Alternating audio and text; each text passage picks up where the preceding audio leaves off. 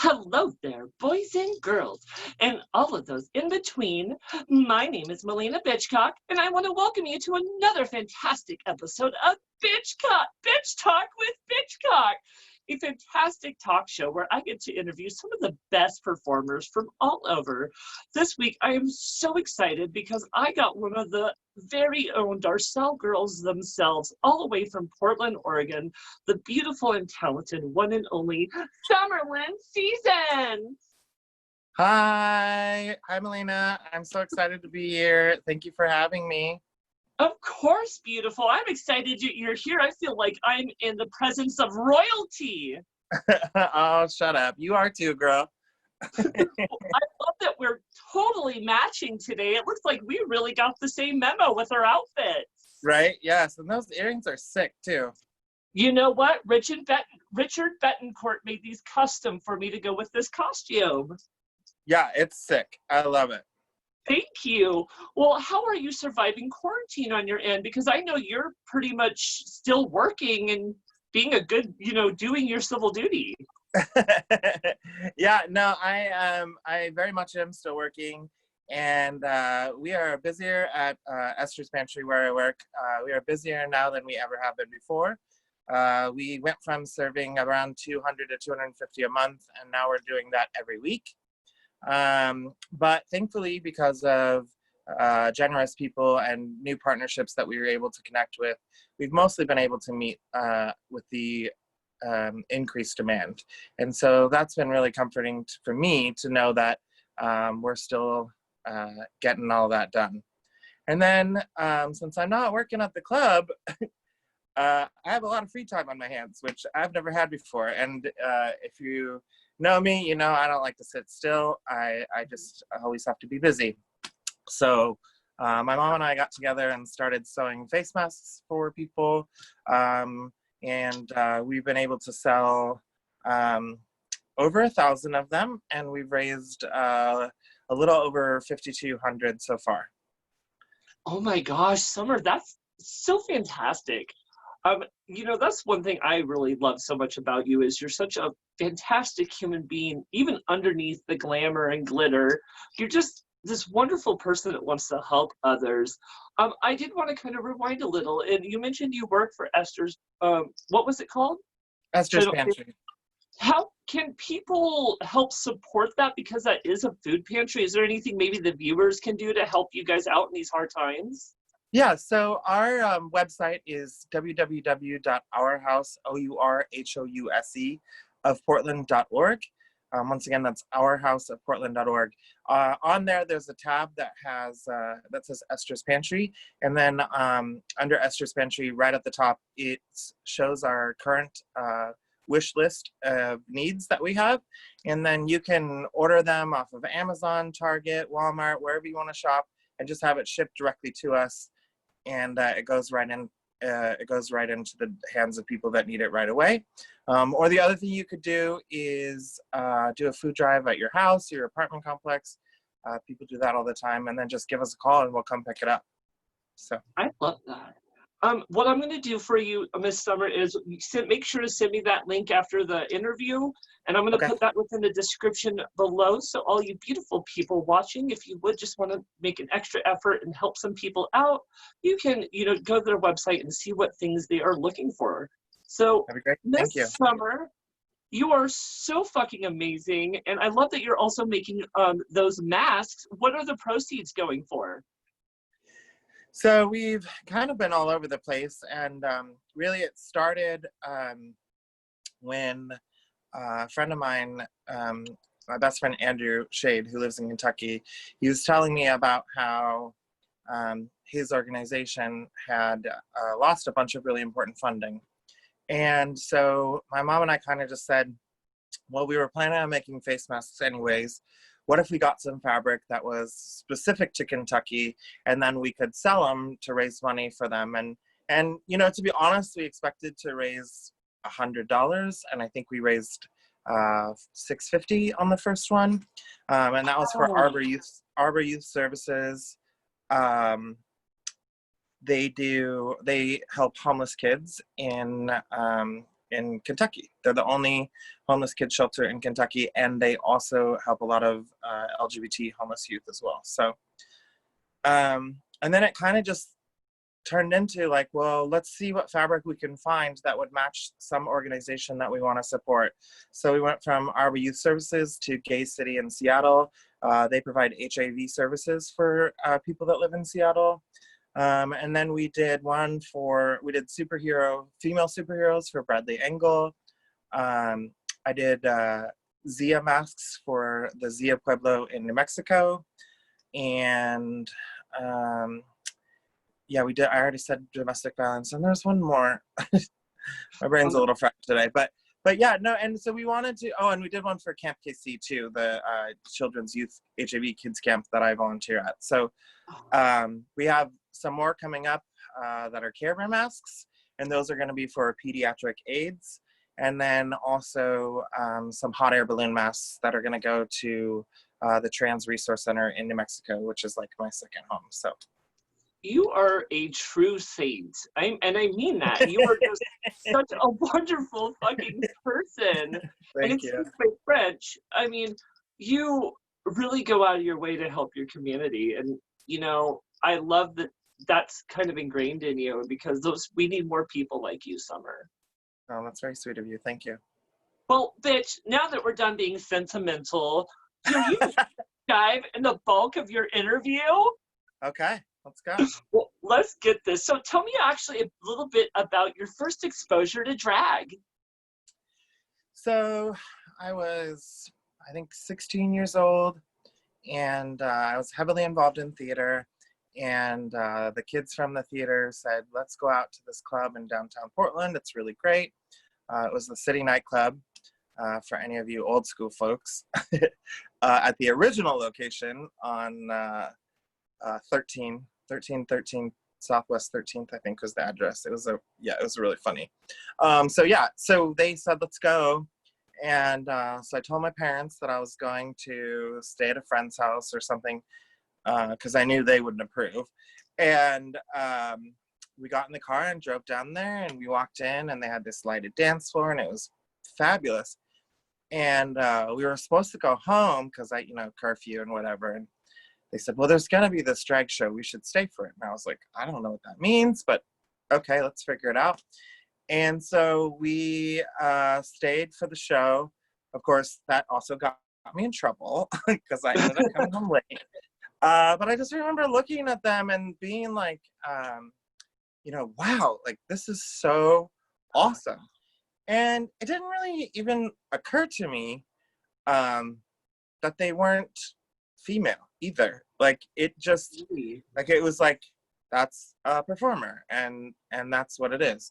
So it wasn't until later that I realized that they were boys dressed as girls, and then I kind of was just like, well, I'm in love with it. And it just was so fabulous to me. Like it was just, they were so glamorous and beautiful, and yeah. So what was it about drag that actually kind of made you attracted to it, that actually kind of made you want to start doing it? So I actually wasn't really interested in doing it for myself, but what I was interested in is doing or making clothes and fashion. And so I kept walking up to those queens that I would see, and I'd ask them if I could make outfits for them, and they were like, well, we don't really know you, so no. And then it just kind of got frustrating for me, and I was like, I can make these beautiful outfits and nobody wants to wear them. Well, I mean, I actually didn't really even know how to sew at the time. But I was like convinced that it would be super easy and I could do it, and I was going to be the next Gianni Versace. And so they said no. And then a friend of mine said, like, let's do it. Or actually, it was my girlfriend that asked me to do it for the first time for myself. And we went as opposite genders. So she went as a boy and I went as a girl.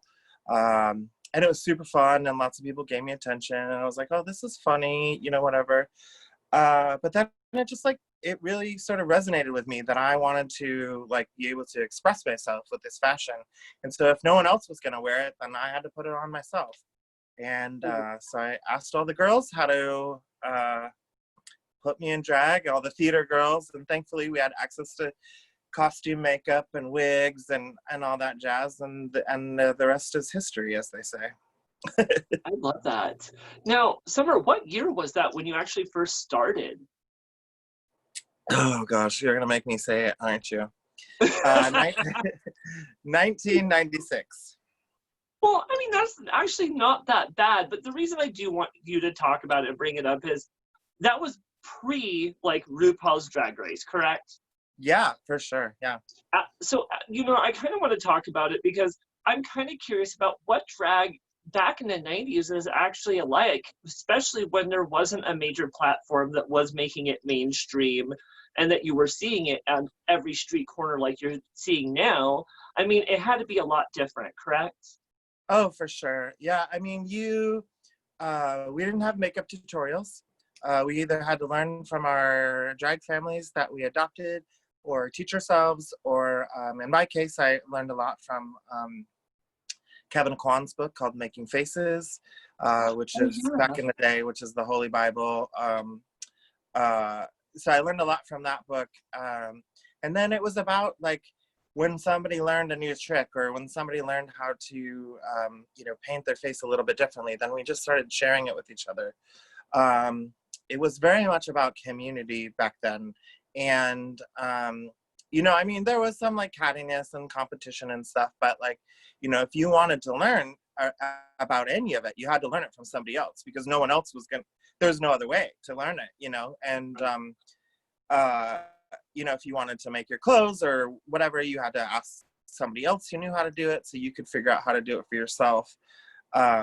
And so, you know, if you wanted to make a name for yourself, you actually had to be like on the streets, in the clubs, doing all this stuff. You couldn't, there was no way to promote yourself online, and there was no way to like, you know, you had to go out and make sure that everyone knew you. You had to hand out real flyers, which was like the weirdest thing. So yeah. Was drag, especially back then, I mean, was it taboo at all?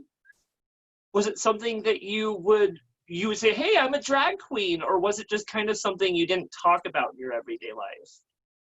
No, yeah, you didn't bring it up for sure. No, and I worked at several places actually back then, and I would just tell them because they knew like I did something at nighttime or whatever, and I would just say like I'm a go-go boy or a cocktail waiter or, you know, like whatever. So they knew that I was like working, but they didn't know what I was doing because it wasn't really accepted. And as a matter of fact, even if you were walking down the street, like people would come up and try to attack you. You know, I remember we always had to walk in groups because if we didn't, someone was going to beat you up. I mean, and every time one of us, you know, got separated from the group, it happened every time. Wow. I mean, it's scary to even think about doing that because, especially this day and age, a lot of us kids and us people who are doing drag, I mean, we don't have to worry about that as much as you did back then. I mean, it's definitely still a threat, but we've definitely made a lot of progress when it comes to that. And I mean, For sure. I walk around my town and I'm not scared if people see me in drag. So, I mean, it definitely is kind of scary. I am kind of curious, Ms. Summer, tell me a little bit about that first time that you were on stage and just felt your life. So the very first number that I did, it was Janet Jackson's You Want This.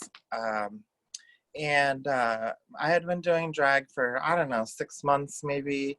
And my friends were like, you should perform. And I was like, I'm not really interested in that. I just wanted to be the look queen. And, but they were like, no, girl, you got to perform. And so I like swallowed, you know, I was so nervous. And I called my friend Vinny and I said, hey, like the girls really want me to perform. There's this talent show that they're going to do, like an amateur talent show. Which you could win, and if you did really well, then you could perform it on. So that was on a Friday night, and then if you did really well, then you could move to Saturday night. And everyone wanted the coveted Saturday night spots. I think this was, no, mates, it was this Escape, I think, at this time. And so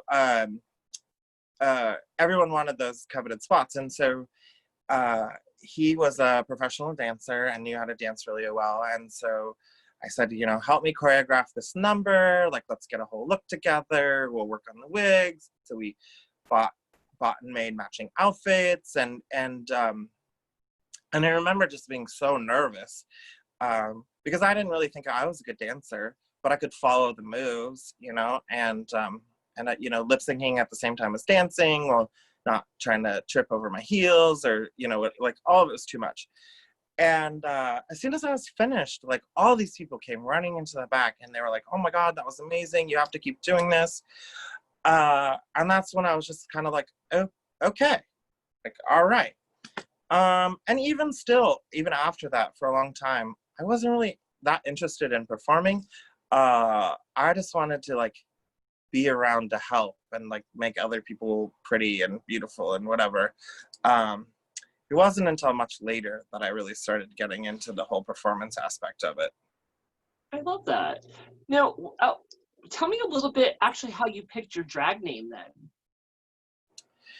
So, I had been doing drag for a long time. Actually, it was right around the time that I decided that I was going to do the number, because they were like, well, you have to have a drag name for the, you know, you have to have a name to be announced in the show. And, right. And anytime anyone would come up and introduce themselves, I'd just be like, oh, my name's Brent. And then they'd always look at me funny. And I didn't know. Like, at that time, it was just me doing it by myself.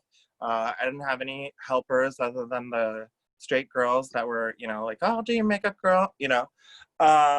So my friend Heidi, who was like pushing me to perform, she said, well, every time you come out, you're always wearing flowers in your hair and you wear flowers on your dresses. So I feel like you're dressed and ready for summer. So that should be your name. And then I was like, okay. And I didn't, like, to me, it seemed like a foreign concept to have a different name than your own name. But I was like, all right, whatevs. And then she said, well, what's your last name going to be? And I was like, I don't know. And she said, well, who are you performing? I said, well, I'm doing Janet Jackson. And she goes, okay, you're going to be Summer Jackson. All right, there it is.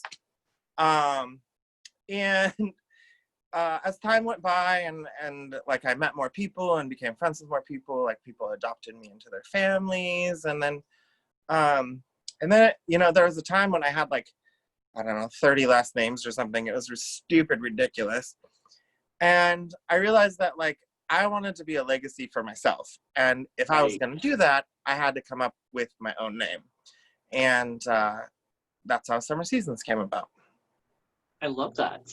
And, you know, it makes a lot of sense, because you want to honor your friends and what they do within the communities. That's why we take each other's names. But at the same time, you want to be known for who you are, and you want your drag character to be known. So I love that. So For sure. Speaking of your drag character, Miss Summer Seasons, tell me a little bit about the character that is Summer Seasons. Yeah, that's kind of a weirder question for me to answer, because I've always kind of considered Summer and Brent to be sort of the same. But I would definitely say that, like, Summer is more fun, adventurous, flirtatious, definitely down to party, and just have a good time. So, you know, like, when I go into a bar or a space, like, I want to command people's attention and be noticed and be seen and, you know, have fun. And I definitely don't do that as a boy, for sure. Like, as a boy, I'm happy to sit in the corner all by myself and just have cocktails by myself. But when I'm in drag, I love to be a part of the center of everything and just have fun. And I mostly just want to make people have a good time. Like, that's what's really important to me, is to be that person that can have a good time. And the interesting part about that also, though, is that many times I'll be at CC Slaughter's, for instance, because we go over there after the shows, and I'll end up sitting at the end of the bar with some person who just pours their heart out to me. And it happens to me almost every time I go out, and it's so kind of weird to me, because, like, I never expected to be like that person, but somehow I end up being like the drag therapist. which is great. I mean, I have so many new friends because of those people that just sat down and chit chatted with me. And for whatever reason, people are super comfortable with opening up and sharing their stories with me.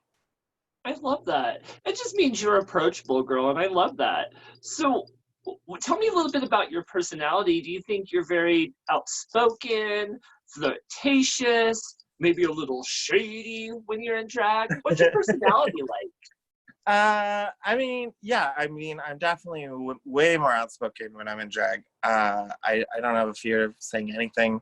And I used to kind of have the attitude that you can get away with whatever you want, and then, you know, real life and everything sort of dialed me back in. But yeah, no, I mean, I'm definitely way more flirty and outspoken and sort of outrageous. And but I also think it's like, you know, I'm definitely not afraid to be honest either. And that's like something that is both loved and also got me in trouble. So when people come and ask me like questions, especially drag queens, and they're like, you know, what do you think?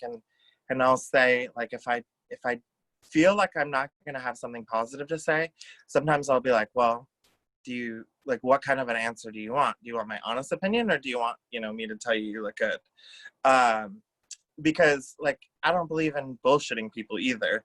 So, you know, like, if something's wrong or, you know, whatever, if they're asking me something specific, like, I'm not going to bullshit around. Like, I've been in the business too long to just pussyfoot around, you know, like, I want to give honest and construct, but I never try to be mean though. I always try to be constructive, and that's like I think the biggest difference that for me has always been is that, like, if I'm going to give you a maybe not so positive or a negative critique about something, I'm also going to give you options on how you can fix it, or sources that you can find online, or, like, you know, like, because I don't think that, like, tearing someone down does anybody any good if you're also not giving them the tools to become better. I think that's absolutely true, honey. And I love that you're that kind of queen, because it's intimidating working in a world full of queens, especially queens that have been doing it, well, as long as you have. And, you know, it's if you get the criticism, because of course, especially if you're starting new, you're not going to always look perfect. But if you're going to get that criticism, it also helps to get that, but this is how you fix it, and try this next time. And I definitely think you're one of those queens, because as we can tell, just even about the intro of our video, you are just a wonderful, kind-hearted soul that I think you would want to see the people around you to be as successful as you want yourself to be. Mm-hmm. Yeah, for sure. I mean, even when I was Empress, I said the success of my team is the success of me. And so, like, building everyone up around me makes me a success. Yes. Well, speaking of being a success, tell me a little bit when you think your drag career actually started to blow up.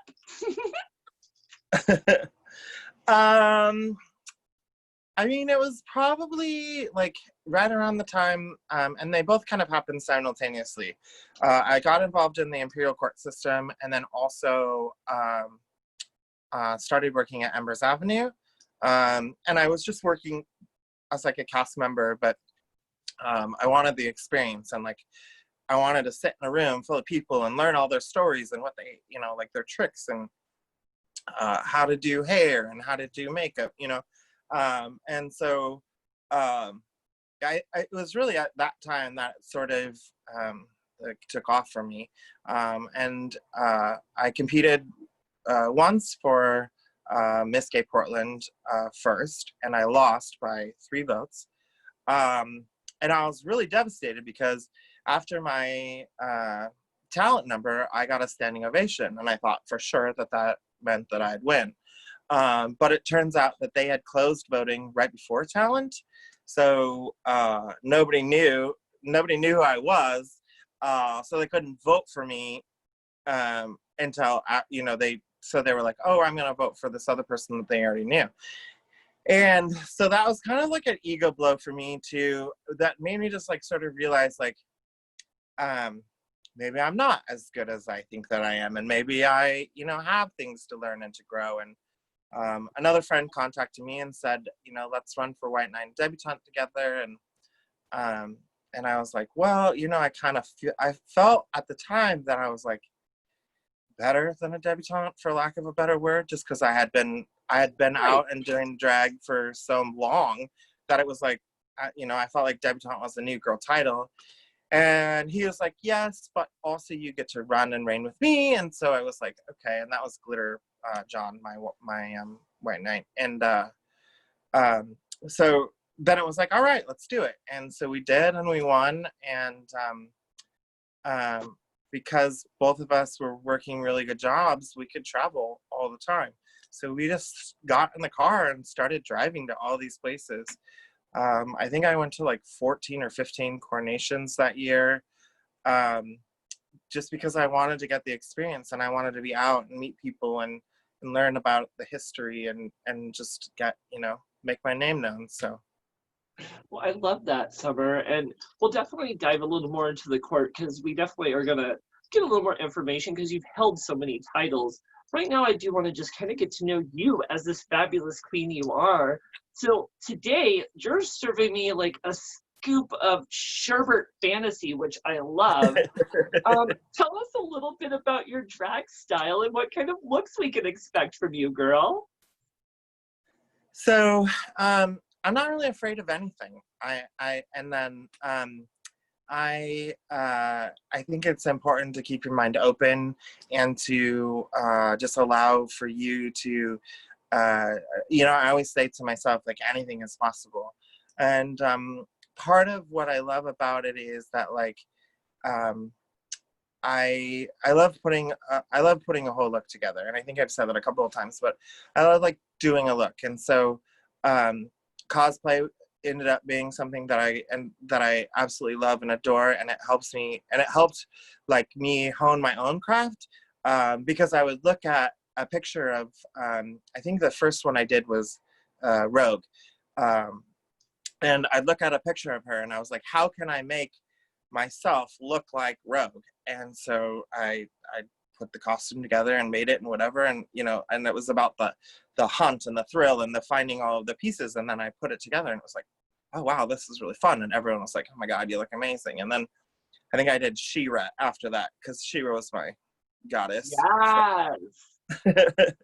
from so many times. And then my personal favorite is Rita Repulsa. That was such a good look to put Silence for my scream. Oh my god, I love Rita Repulsa. Oh my god, you did it so brilliantly. Thank you. That took me like 3 months to put together. It was, and I'm pretty sure I don't have any fingertips left because I burned them all off. Used the hot glue gun on that one. But then, you know, like as I grew up and evolved, you know, people asked me to start doing celebrity impersonations, and so like I think it's important to just kind of keep your mind open and to you know, to push yourself to do something new. I mean, when I started in the club kid scene, and my friends and I were so poor that we had to just make outfits of whatever we could find. So we would you know, make outfits out of trash bags and make outfits out of for one New Year's, my blow up chairs, you know, that was a thing. We used to have furniture that you blew up. Right. My blow up chairs popped and I cut them apart and quilted them together and made a dress to wear for New Year's Eve, you know, like, because that was all we had to use the resources that we had around us. So, you know, and as I grew older and started working at Darcelle's, when I first started at Darcelle's, I was very anti-evening gown. Which is, if you look at me now, is such a crazy thought to think of. But I was so anti-evening gown. I was gonna wear pants, and you know, there was no way anyone was gonna make me that pretty old ball gown girl. And it wasn't until I became princess that I said, okay, let's put on some ball gowns and do it. And now I mean, I don't think anything is off limits for me. I'm willing to do the cosplay. I'm willing to do the club kid. I'm willing to do the super glamorous. I'm willing to put on a pair of jeans and a leather jacket and perform Alanis Morissette. You know, like, it can be, I think it's stupid for people to limit themselves and to not allow themselves to just sort of be whatever they want to be. Absolutely. And that's the power of drag, is to be able to bring to life what's inside your brain, even if that's super glamorous to super edgy. Now, speaking of super edgy, I kind of wanted to touch base on a few things that you mentioned. And one of them is that you mentioned that you were always fascinated with the club kid scene and you started dabbling with that style. What kind of inspiration did you put into creating those club kid looks, Summer? So a lot of times it was just my friends and I hanging out, trying to figure out what we could find around us to put together. And, you know, we would take yarn and make hair. We would take crayons and melt them in saran wrap. And, you know, like, it was like whatever we could just get our hands on. And it very much was like a team sport, for lack of a better word. We, you know, we had to get together and do it together. And, you know, like, nothing was off limits for us, you know, like, you, like, and the other thing that was super, like, fun was that we just kept trying to outdo each other. So, Right. you know, like, one week this girl would come, you know, and she'd be wearing this like trash bag evening gown. And so then the next week, this next girl would wear a trash bag evening gown that she figured out how to put a fan inside that could blow up while it was on her, you know. And then the next girl would come with that trash bag blow up evening gown. And so it was like, we were just kept trying to outdo each other. And that was the best part, is that, like, nothing was off limits. So, like, we could go and find a cardboard box and turn it into an evening gown. We could go find, you know, like, whatever we had around us to make fashion. You know, and then, like, you know, nowadays I see people having like the ABC parties, which is anything but clothing. And they're like, oh, I don't know how to put something together. And I'm like, man, I mean, we didn't have a choice. Like, that, we could only go get, you know, whatever we had available around us. So, you know, it was like, I'd never wore anything that was regular clothing for a while when I first started, you know, well, in the middle-ish, but, Get it, queen. Love that. Yeah. I love that, Summer. Now, with your club kid style, and you did sew and create some of your own looks, as you've mentioned, could you maybe tell me, could you remember what your all-time favorite look you created was? So it would be a cross between the quilted blow-up bubble dress. That was a fun look. That one took about 6 months to put together because it was hard. And I wore that for New Year's Eve. And then one more that I did was I did Christine W's Fly Again. And in the video, she was like in a dress, and then she was like surrounded by all these things that were like spider webs. And so I made this dress with this like stretch fabric on the bottom of it that had Velcro on the ends. And then I put pieces of Velcro all over the walls of the club. And so when I walked in to start the number, they zipped me into the dress, and then like I was attached to the club, and then I ran and jumped off. There was like a platform, and I ran and jumped off of it, and I detached from the whole stage. And that was like, yeah, that was probably my most favorite moment Oh my gosh, that sounds so crazy though. I mean, I would just love to be a fly on the wall. Well, not quite in the cobwebs, but a fly on the wall watching that. Yeah. Oh my gosh, that's definitely exciting. Now, Summer, tell us a little bit what we can expect from a summer season performance. Well, I mean, I guess it definitely depends on what my mood is. That heavily affects like my choice of songs for real. A lot of times I love high energy dance numbers. I think it's fun to just like dance around and make people feel good and, bop, whatever. And then if I'm feeling more serious, you might see me doing some Adele. And I have a really great Adele mix that kind of starts slow, gets fast, and then ends slow again. Or even Stevie Nicks. The Stevie Nicks mix goes that way as well. But yeah, and most of the time, it's just whatever I'm inspired by currently. So if a song comes out or I discover a song, then I just, work really hard to learn it and, figure out what hair and outfit and whatever I want to work and I want to get, with it and then go from there. So a lot of times it's just like whatever I'm inspired by. And it's usually, like I said, it's whenever a song comes out or I discover it. Because sometimes, you're in a YouTube, like you just start searching YouTube and then all of a sudden this song comes on and it's like, okay, all right, let's do this. Or, and a lot of times people send me music. So people will be like, I just heard the song. I think this is so you. Will you please perform it? And I'm happy to, if it's something that I really like. I love that. And I think one thing you're also known for is you're able to really belt out a good ballad and put a lot of emotion into it. So actually tell me what kind of thought you actually have to put into creating a ballad performance. So, ballads are tough. And I think my best piece of advice for if you're ever going to do a ballad is to have a personal connection to the music. Because it's really easy to tell when it's not authentic.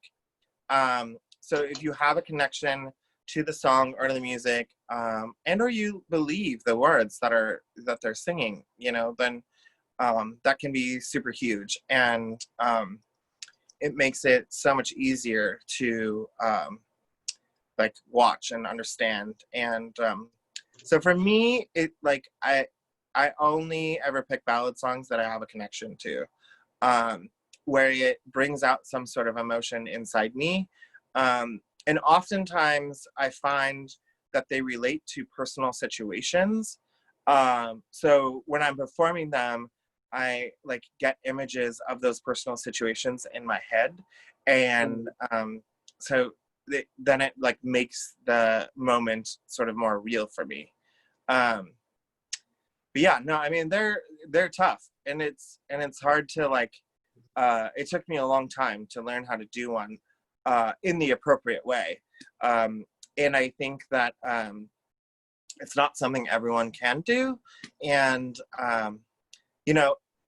when I first started watching Cicely, for instance, Cicely would just get on stage and stand in the middle of one place and move her arms a little bit. And I couldn't take my eyes off of her. And that was so like, I was just like, how do I get that? And I asked her about it, and and she gave me similar answer to what I'm giving you. But I couldn't understand how to make that work. Like it wasn't until I found a song that actually connected me, then I could realize that like I was channeling my own inner struggle or pain or whatever into that performance. And now, I use the performance to get those emotions out of me, which is super cathartic and also just helps me to begin on a path of healing. I totally get that though, because drag is such a healing thing for people, especially who deal with depression or lack of confidence. It allows us to, especially when let's say if I get depressed or something, I'll do a song that allows me to express those feelings. And 9 times out of 10, I'll come off that stage feeling like I took a brick off my chest. Yep. And it like I said, drag can just be so therapeutic. So I do love that. Now, Miss Summer, you've already mentioned to us that you are kind of known for doing celebrity impersonations. And a few of them, as you've mentioned, are Adele and Stevie Nicks, which I just have to personally say, because I'm in control of this talk show, is I fucking worship you for doing Stevie Nicks. Tell me a little bit of the work that goes into actually doing a celebrity impersonation and bringing those people to life. Sure. Yeah, I mean, for me personally, I'm not as good at the makeup aspect of it as a lot of other queens are. But what I realized was that, like, I could get every other piece of it together. So I could get the hair, and then I could either make the outfit or find the outfit or whatever. And when I went to run for La Femme the first time, Tiara Desmond and Liza at the Darcelle said, you know, you do Adele all the time. And I used to do Adele every show. But I never did Adele as Adele. I would do Adele and do like Rolling in the Deep and do a flip or a cartwheel or whatever in the middle of it. And, you know, I mean, it wasn't really appropriate for the song, but I, wanted to pull out all the tricks and flips and whatever. And so they said, you really should just do Adele as Adele. And I thought, well, I can't do that. Like, I'm not her. And they said, well, you already kind of have the hair, you already kind of have the dress, but just master the performance. And so I studied Adele videos for 6 months, and I looked at the way she moved and talked and performed and sang, and, her hand went this way and her hand went that way, or, because I just wanted to, like, nail it. And so I come out on stage at the Femme Regional, and I had a microphone stand, a fake microphone in front of me, and I'm under a pin spotlight, and I'm just wearing like a black silver beaded dress and some Adele hair, and I did this mix that I had made, and I just stood there underneath a pin spotlight and performed. And it was the first time that I've ever just stood there. And I was so nervous, and I was super like, everyone's going to hate this. I don't know what I'm doing. I'm totally out of my element. And I remember afterwards, my friend Steven said, like, I raised my hand like this, and I, was bringing it back down like she did. But I was so nervous that I was shaking, and I was visibly shaking. But it somehow, like, was in tune with the beat. And so here I am, like, super nervous, and I'm just like trying to, land the move, and it ends up being like perfect. And I got a 50 out of 50 on the score, and a standing ovation, and like everyone was freaking out and like, oh my God, this was incredible. And it just made me realize that like I can push myself to do something and to be like different and to be better. And I was watching Drag Race, and Thorgy said, well, no one can do Stevie Nicks. She's boring. And I thought, well, that's fucking stupid. I've watched Stevie Nicks perform with Fleetwood Mac, and I was captivated by her, and she's always captivated me. And I just thought, no, you don't get to make that rule. Like, you don't get to decide, like, oh, that person's not performing. You can't perform that person.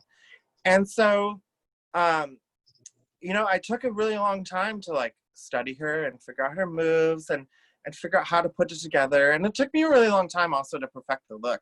I would try to use something that I had, and it wasn't really that great. And then my mom found this fabric in Astoria, I think, at Goodwill. And it was this burnt out velvet in these brown and beige colors, and it was gorgeous. And she gave it to me for Christmas and was like, I feel like we could use this for your Stevie Nicks look. And I said, yes, this is perfect. And so we sat down together and we went through all these pictures of her and we looked at like, okay, what kind of design do we want? Like, what kind of patterns do we have where we can replicate it?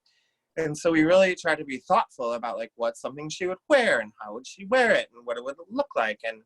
And so that's how we like stumbled upon like what ended up becoming the look of how to do it. And then I just said, let's go, let's do it. Let's make it work. And it's been so fun. I love that. And I love that your mom actually helped you, like, hey, honey, I got this. This would be perfect for your Stevie Nicks. That's fabulous. Well, I am curious because, you must love both doing Adele and Stevie. If a queen does an impersonation of a celebrity, it usually means they have a personal connection over them. Now, with that said, I'm going to be a heinous bitch and make you pick which one is your favorite to impersonate. Oh, goodness. God, that is heinous. I mean, I love them both for different reasons. I guess they don't compare. But I would say probably like it's probably Adele.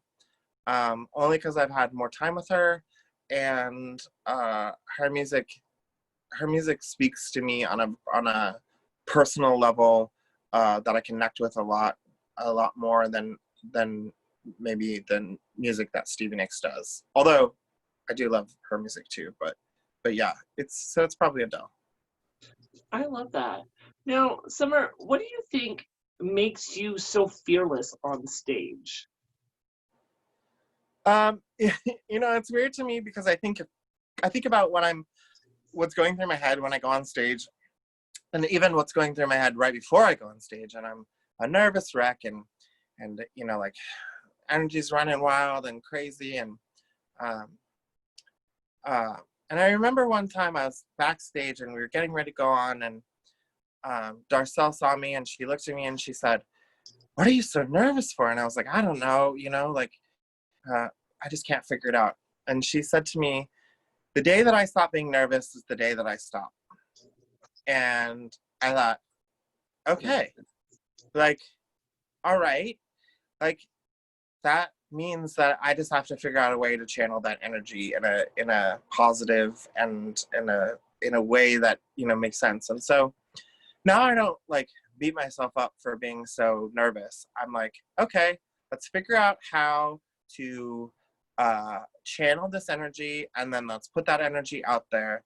And at the club, I performed in front of an audience of 3 people, and I performed even at Peacock in the Park in front of 10,000. Wow. And I feel that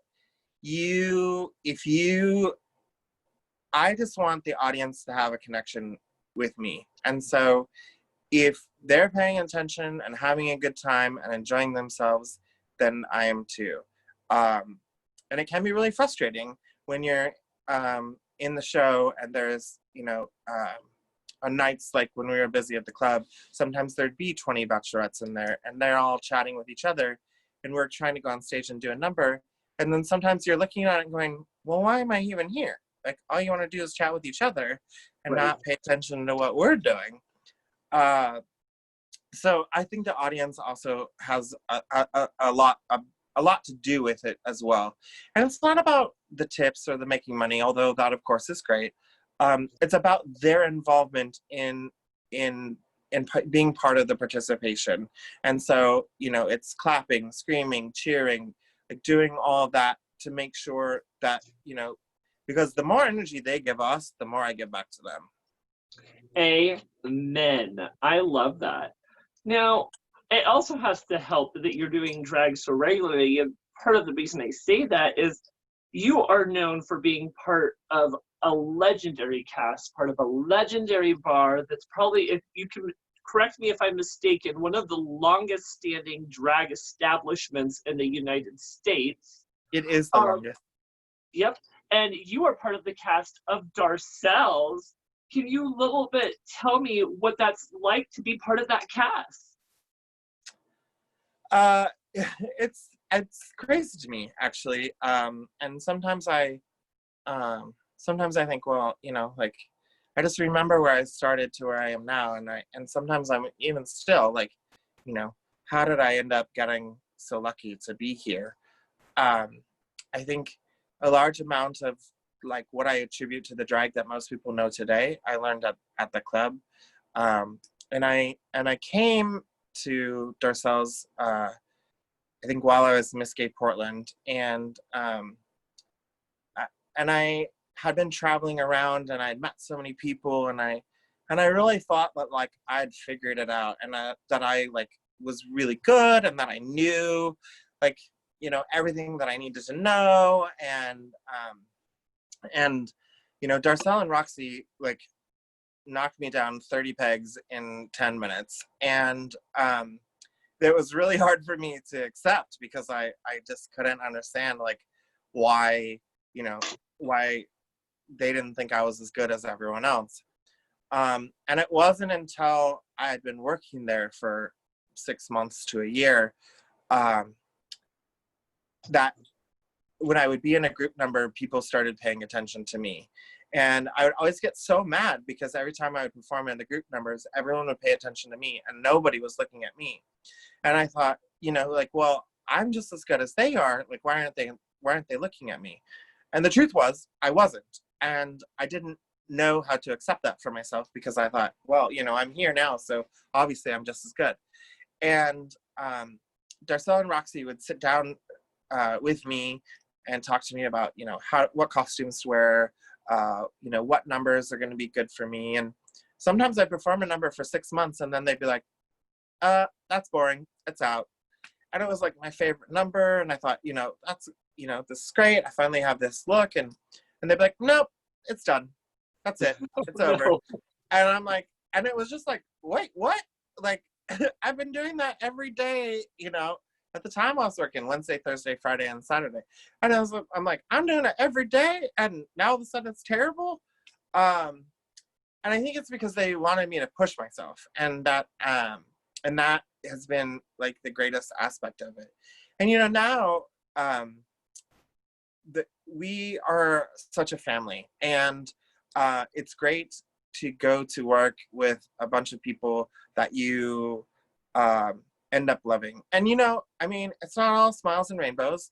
We definitely have our arguments in the dressing room. We're very much the cast of Real Housewives or Below Deck or any of those reality shows you like. We definitely aren't always getting along. But the one thing that is always true is that no matter what situation, like, we always have each other's backs.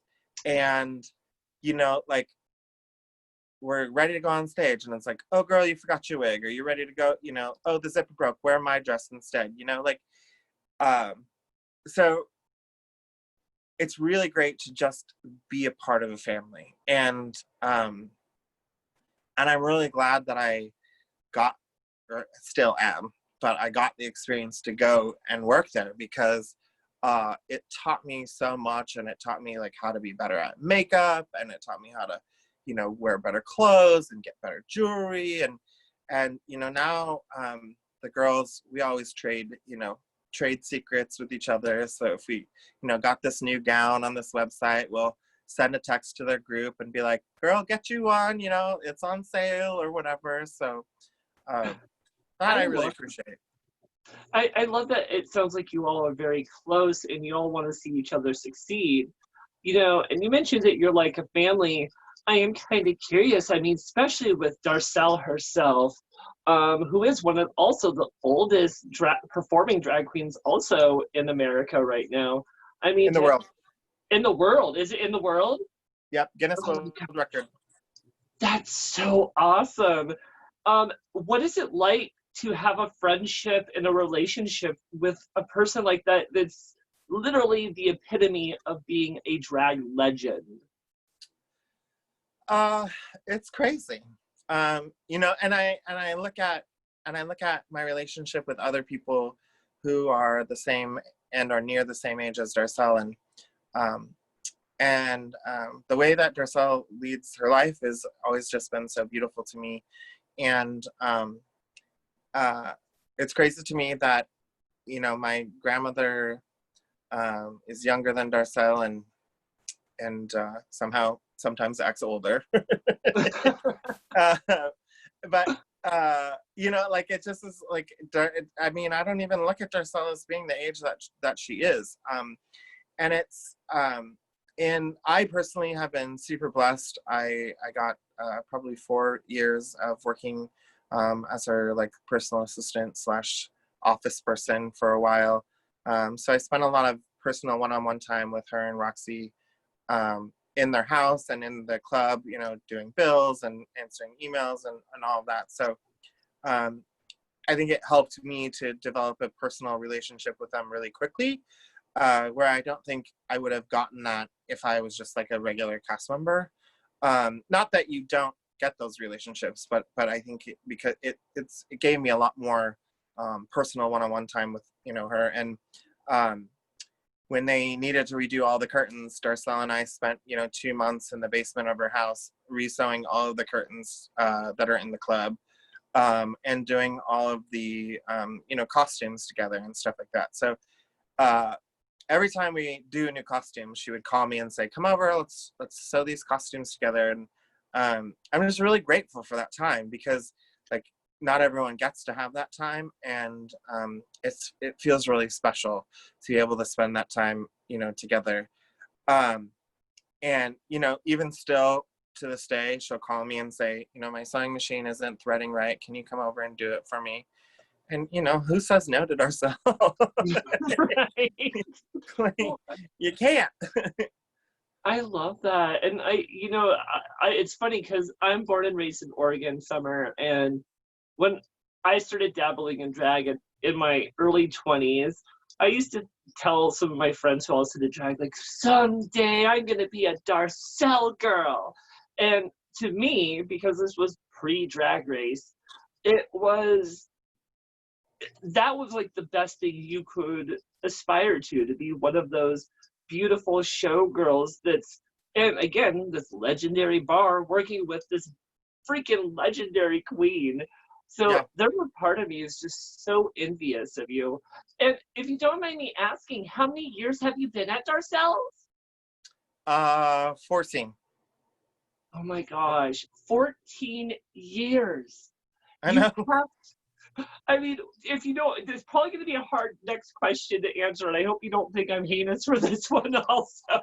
Do you have any favorite performances that you've been able to do within the last 14 years at Darcelle's?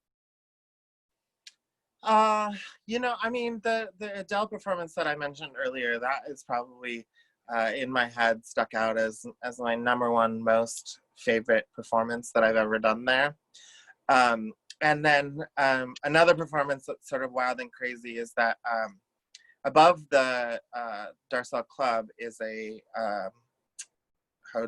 not a hotel, apartments. And in the center of these apartments is a, like, not a courtyard, but like an open space. And one day it was raining really, really, really hard outside. And we were in the club, and all of a sudden it started raining inside the club. And and it was in the middle of the show, and so, you know, Darcelle and Roxy, being the people they are, went and grabbed umbrellas and handed everyone umbrellas. And so, like, there's people watching the show while it was raining inside the club. And one of my favorite songs to perform at the time was called Valerie. And I did the Glee version, you know, because it's more upbeat and faster and fun to dance to. Right. And Roxy, at the end of the number, always said, "Come in from the rain," which is not a lyric that's in the song at all. But he would always say, "Come in from the rain," after I was finished performing that song, as like the anecdote for the song. And so he would say, "Come in from the rain, Summer Seasons," you know, because he used to announce the show in the middle of the show. And so it's raining inside the club, and I'm performing Valerie, And I get done with the song, and Roxy says, "Come in from the rain, Summer Seasons." And I look out, and the whole entire audience is wearing umbrellas over their heads while it's raining inside the club. And I was just like, this is the only time him saying that makes sense in this moment, in this song. And it was so perfect. And he was like so proud of himself, because it was like, yes, come in from the rain. And it was raining in the club.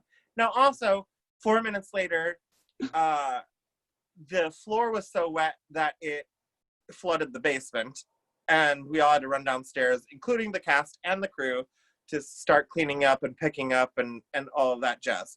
So of course that night ended up being super fucking crazy, because not only was it raining upstairs, it was raining downstairs as well.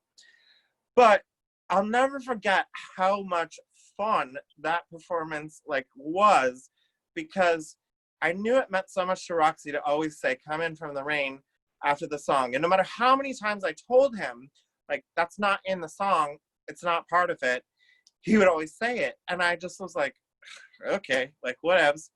And so it was just really funny to me that finally, for the one and only time, did it make sense for him to say, "Come in from the rain," because that is literally what happened. Oh my gosh, that's freaking amazing, and I love that story. Now, I am curious, Summer, what do you think makes Darcelle's, let's say, stand out from, let's say, an average drag show that you're going to find at a bar on any corner? Well, I don't really think that it's fair to compare the two, and let me tell you why. Because we're two separate style of shows. The format and theme of Darcelle's has always been sort of based off of a Las Vegas style entertainment. That was where Roxy and Darcelle came. That was where Roxy came from, and when they started the show with Tina Sandel, that was part of them. That was part of what they wanted to incorporate into the show. And so, we have always been sort of based off of doing group numbers together with the same costume, with a combined look that that made us unique and different from any of the other shows that you're going to get around anywhere, really. So our show is based on being in sort of a theater style experience, rather than being in a bar and watching a show specifically. Now, I think that you can still have just as great numbers and everything wherever it is, and that's I've seen many incredible performances inside of a bar, but Darcelle's specifically is different because of the fact that we have a raised elevated stage, we have a set spot where the show is. I mean, that's all we do is shows, so it's not oh, we're gonna break up this bar moment that's happening and stop the dancing and start the drag show. Here's a dedicated space that you're going, and this is all you're gonna get when you're there. So to me, they're a little bit different realms. Having worked in both of those situations and still working in both those situations, I think both are super important. But I love the fact that we have a theater style stage at Darcelle's. That's definitely exciting. I definitely think it gives a different experience. But I think it's beautiful what you said. There's no really comparing the two styles of shows, because they are two different experiences. And you go for one, even me, when I came to my first drag show, I came to Darcelle's, and then right afterwards, right to CC Slaughter's. And it was nice because you get this big, formal, fabulous show that's a full production, and then you kind of go to the show next door, and it's still just as good and just as amazing, but it's a little more casual, a little more interactive. You actually get to, talk to the girls and hang out with them. I love that. Yeah. Now, you have done so many fabulous things within your drag career. In fact, you have held many titles with the Imperial Rose Court of Portland. You've mentioned that you, what was your first title, Summer? Debutante. Debutante, and then you were Princess. No, I was debutante 34, and then I stepped down in February of that year and stepped up in August of that year as Miss Gay Portland 35, and I stepped down as Miss Gay Portland in August and stepped up as Princess 38 in December of that year. So I literally went 4 years in a row of reigning from debutante to Portland to Princess. And then everyone was like, run for Empress. And I'm like, I need money. I need a break. So about 8 years later, I decided to run for La Femme Plus. I had a really good conversation with Tiara Desmond right before she passed. And she said, Summer, you always help everyone else win the femme and do all of these things, but you've never realized the dream for yourself. And she was getting really sick, and I think she knew that her time was going to be short. And so she said to me, I want you to promise to me that you're going to run for La Femme and then Empress.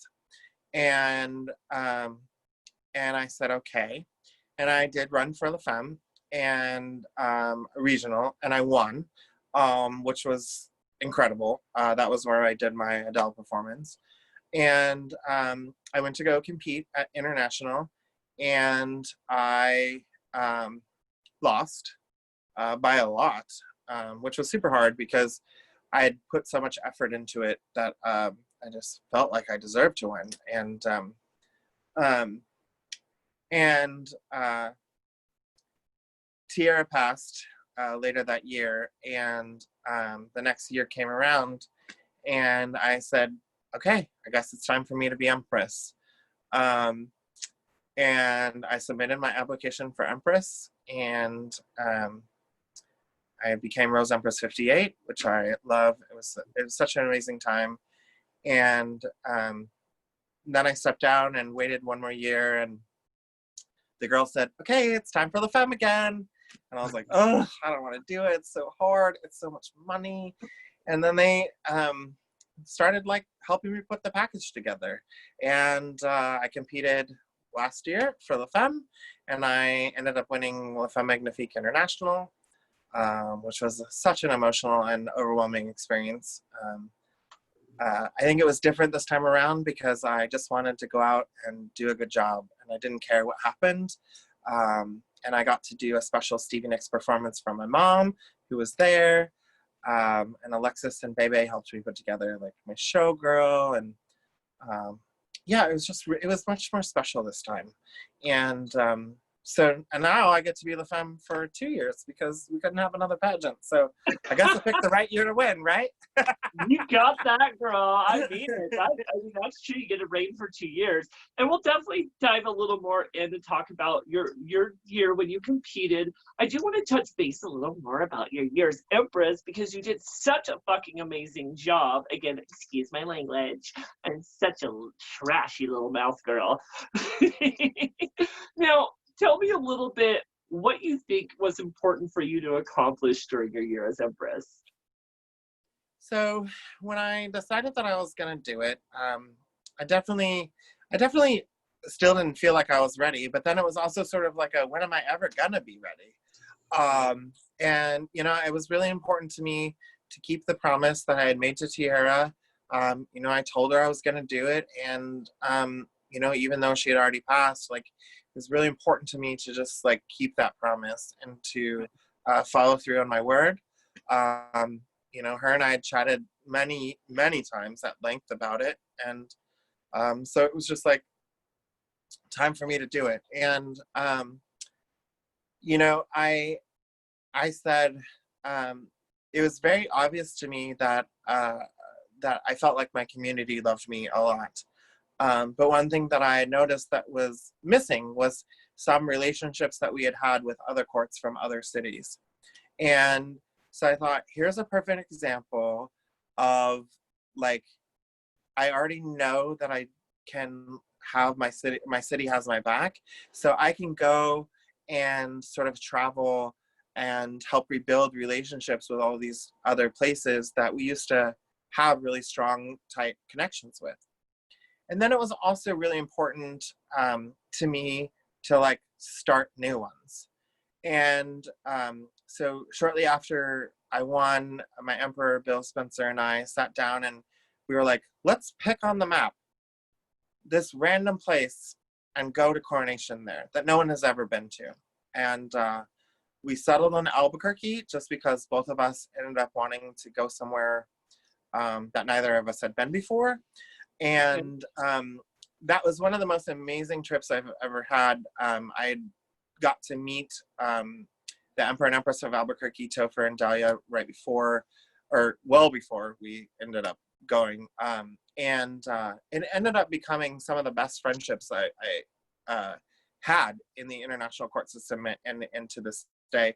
To this day, I go back to Albuquerque twice a year to help with their fall fundraisers and to also go to their coronation.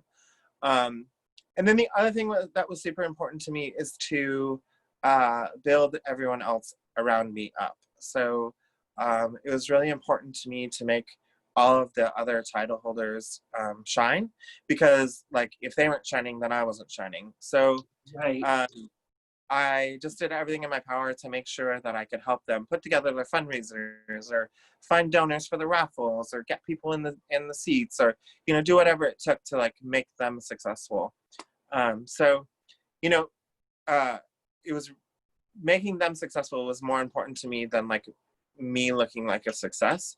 And I knew that because I had friends who were able to help me travel very cheaply by giving me buddy passes, that I could travel all those other places and focus my energy on there to like rebuild and restart new connections.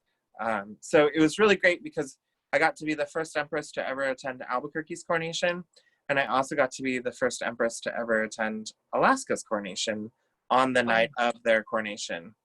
And it also meant that I missed La Femme Magnifique International. And when I found out that I was able to get the trip to go,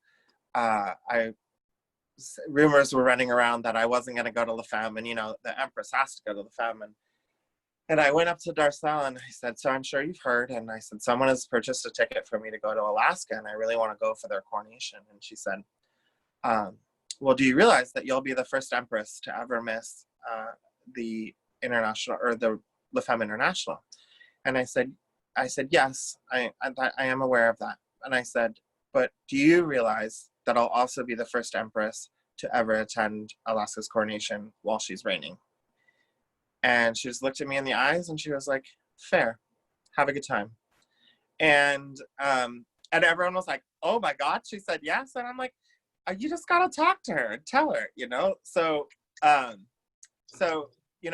Bill and I had our Prince and Princess help do the crowning, ceremony, recognition, whatever. And, that's what you have them for. So, I just really loved, for me, it was about making new connections and to going to as many places as I could.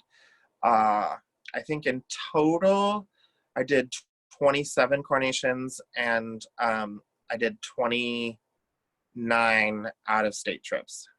Freaking A, you're like a tank Empress, being able to just you're like the Energizer Buddy, just keeps going and going and going.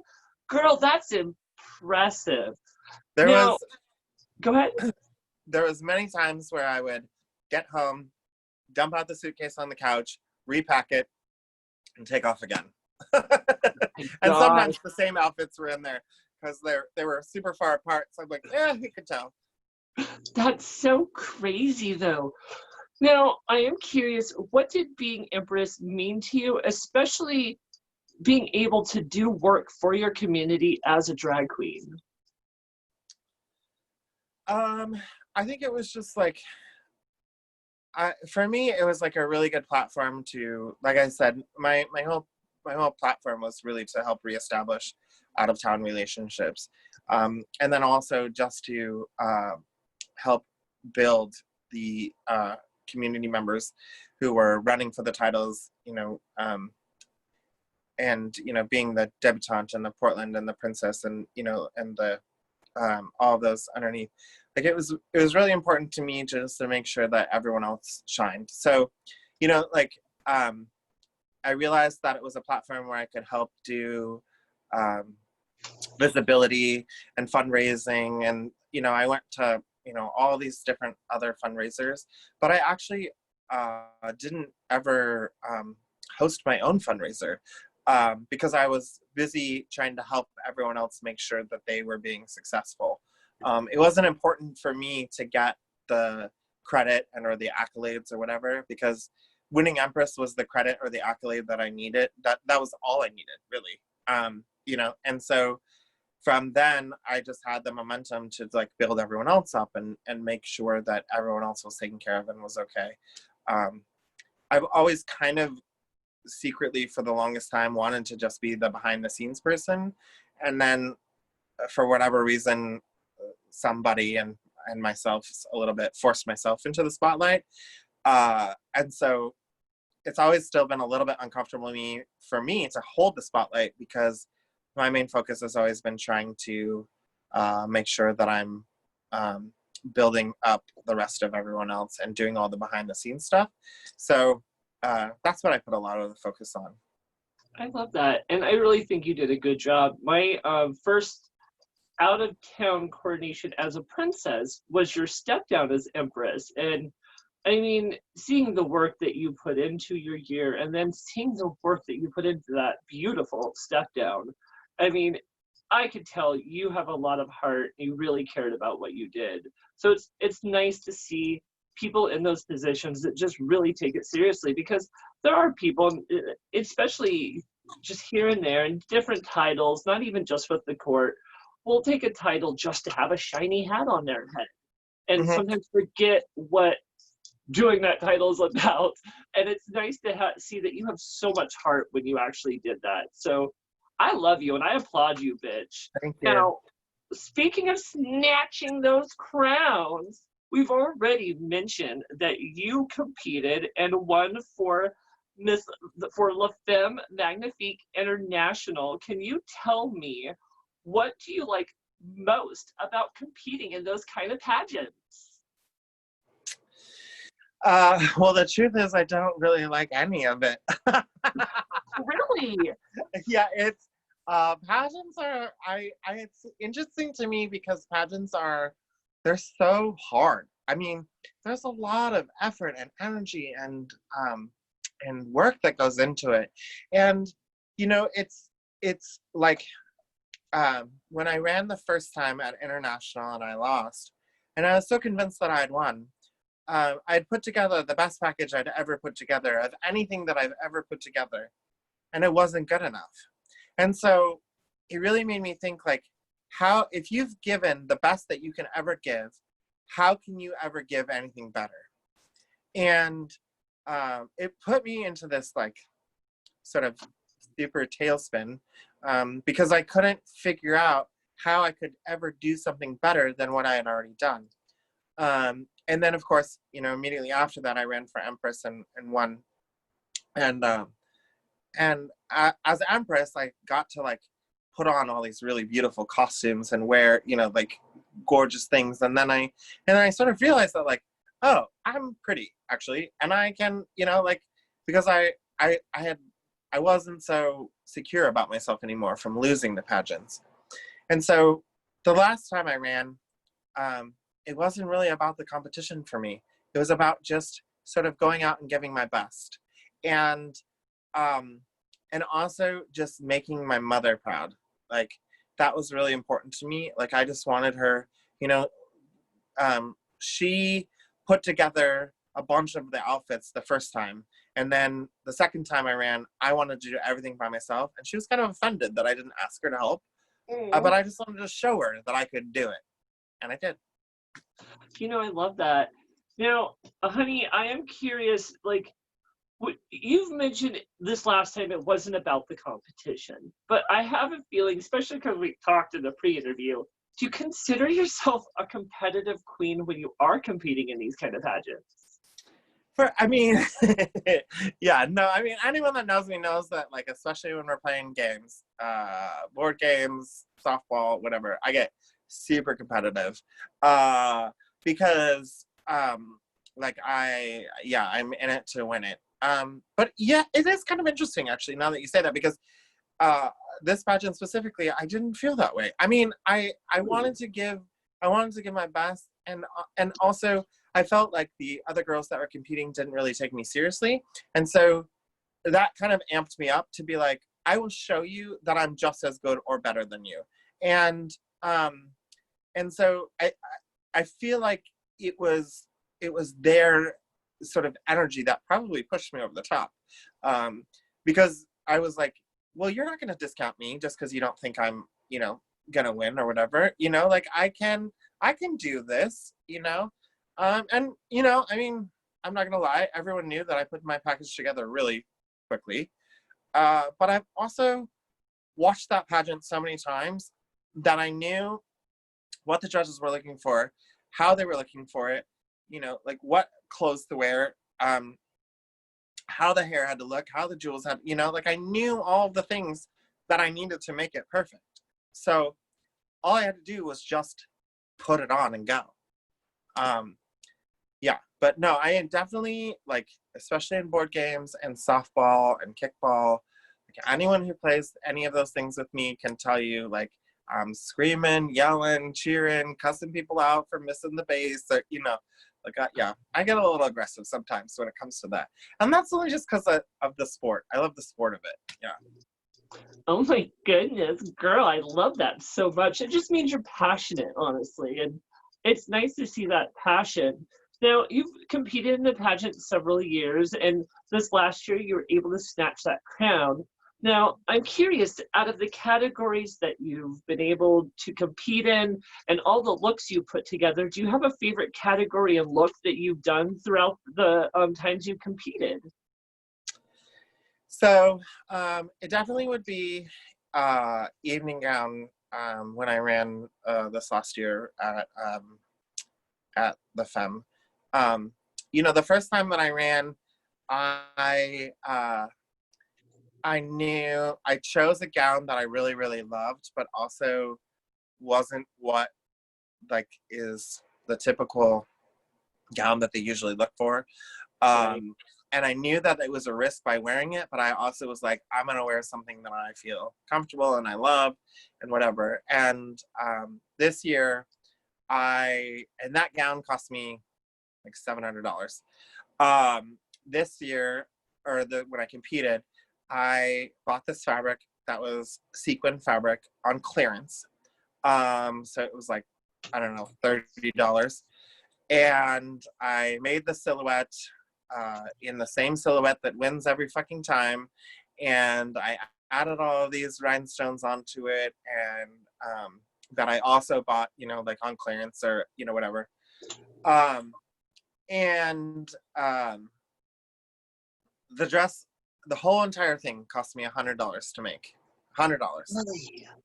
And I put it on, and I was like, fuck, I look beautiful. And it was like, shit, bitch, you did that. Like, it was I made it, I stoned it, like, I made the lining, I made the dress, like, I put the zipper in, like, the whole entire thing was all me. And I put it on, and I was like, fuck, this is so pretty. And it was something about, like, just like you did that. Like, you did that. And it was so different from the last time that I'd ran, where I bought this, super expensive gown that I really loved, and it was more my style. But, like, it wasn't mine. And this time, this one was mine. And, the girls were mad because, they'd spent $500 on theirs. And I was like, this cost $100. But also, because of the way it made me feel, I was able to beam with pride in a much better situation because I had ownership of this garment. And so when I walked out and people saw me and I turned around and you heard that audible gasp in the room, it was like, I did that, and I deserve that moment. I love that. Now, what kind of advice would you give any queens who are thinking or maybe even considering that they want to run for these kind of pageants? Study, like watch the videos, talk to the girls who've been it. You know, like I think, you know, so many times everyone just kind of wants to come in and be brand new and watch it, and you know, they may do good and maybe they even win that time, but like, it's very clear the girls who study and pay attention as opposed to the ones who just kind of come in cold. And so yeah, I think that, like, if you get your hands on videos that you can watch them and see it, like, definitely do that. But then also talk to the girls that won, because that's what made the difference this time around. Is I listened to, like, the girls that won and said, you know, I went to them and said, okay, this is what I want to do. What do you think? And then they were like, no, you have to change this. No, you have to change that. No, you have to. And it was because I listened to what they said that I put together what I knew was going to win, you know? I love that. I think that's great. You know, study what you're going to compete in, look at what's been done in the past, and talk to the winners, because that really is going to lead you for success. I think that's great advice, Summer.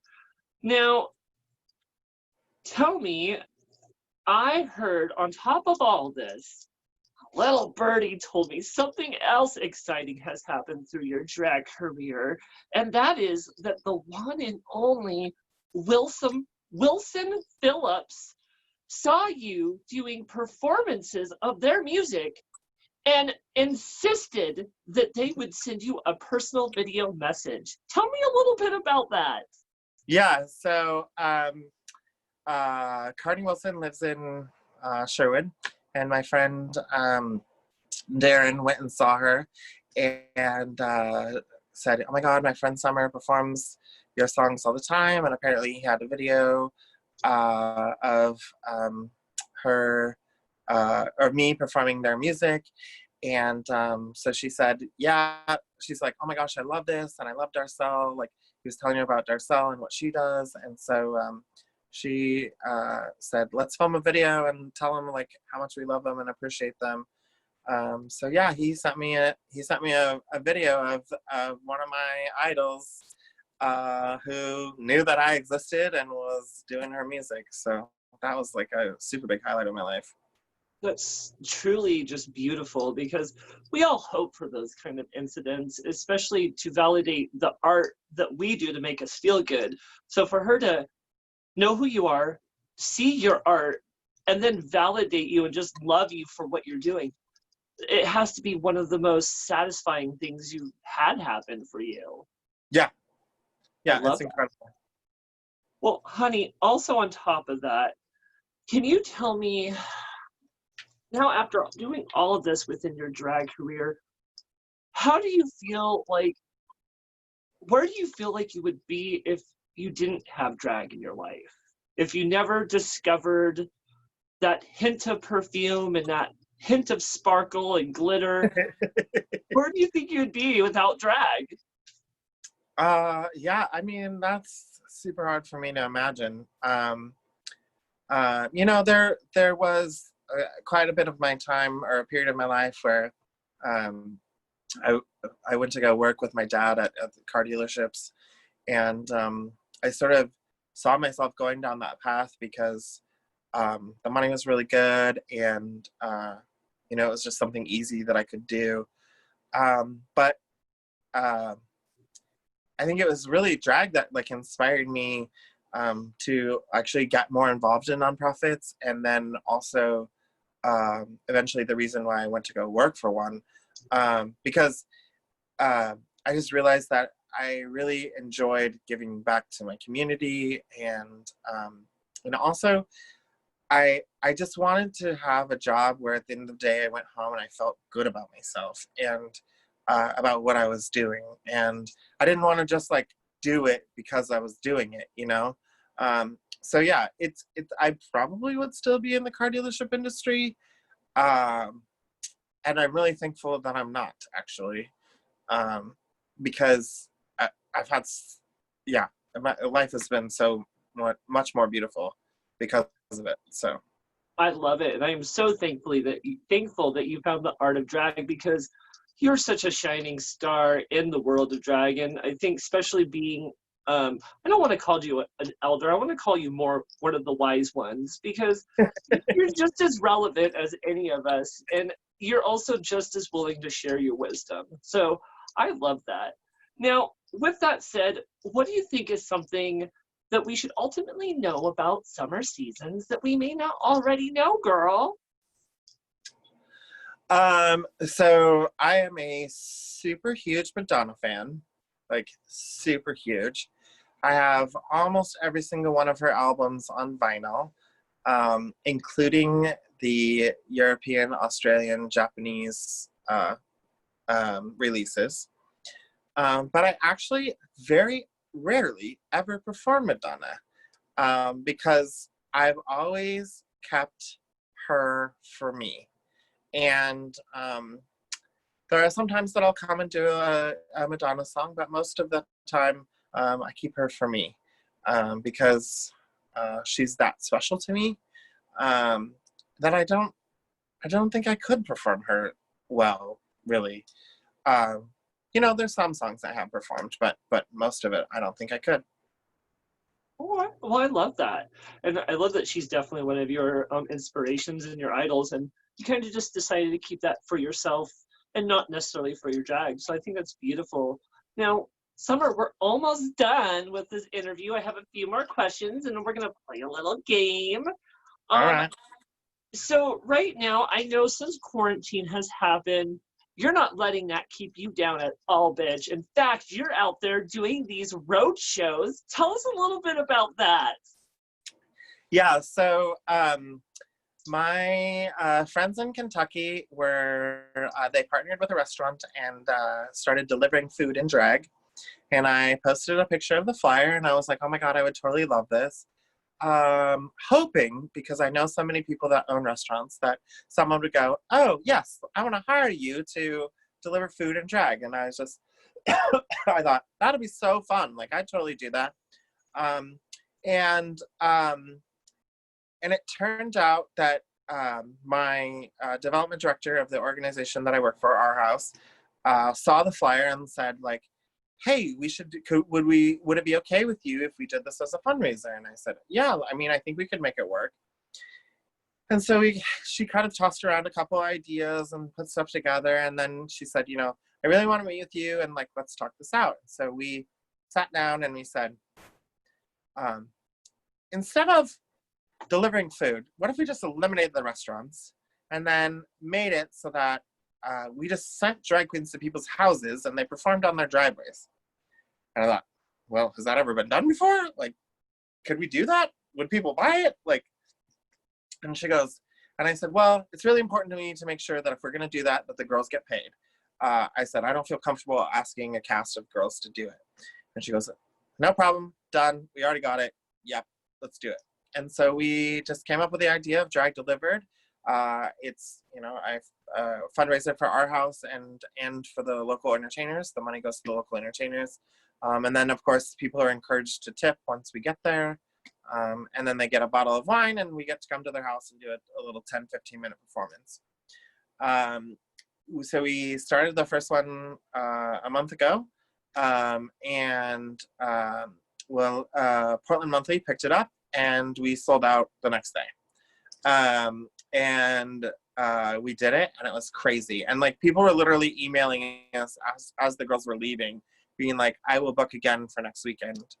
But as you can imagine, doing 8 mini shows in one day for 6 hours was a little hard on the body, and people were like, ah. So we scaled it back a little bit and added some more people so we could make the performances work in a little bit better fashion, and then added in a break. And so we just did this one this last weekend, yesterday and Saturday.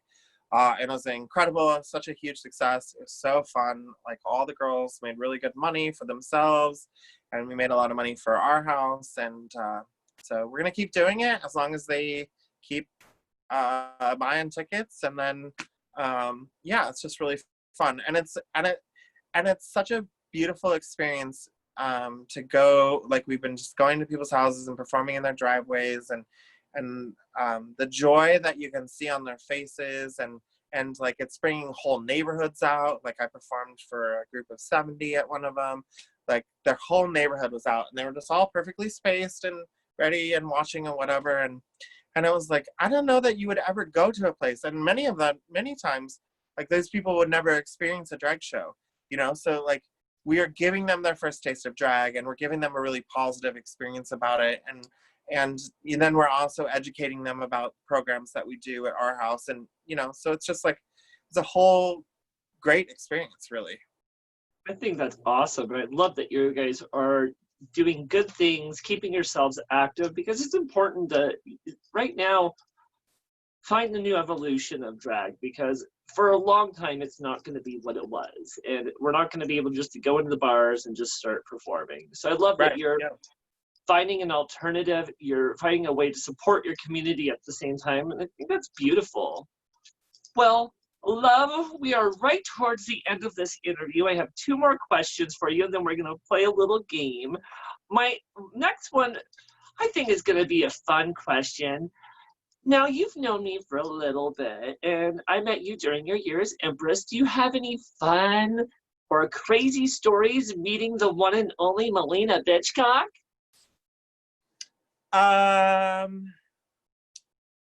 Goodness.